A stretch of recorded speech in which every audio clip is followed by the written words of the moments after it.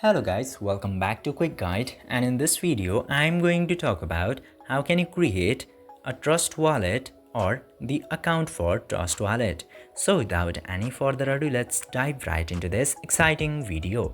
Now in order to do that, you just simply have to open your trust wallet application, and after that it will directly show the option of create a new trust wallet.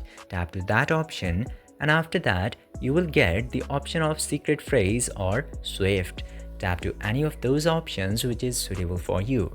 In my case, I'm selecting secret phrase, and now you can back up it for later. For now, I'm skipping this too. And now, after doing this much, you just simply have to set up a PIN code for your wallet. You can add a biometric also. I'm adding the biometric, and after doing this much, your wallet will successfully be created into the Trust Wallet.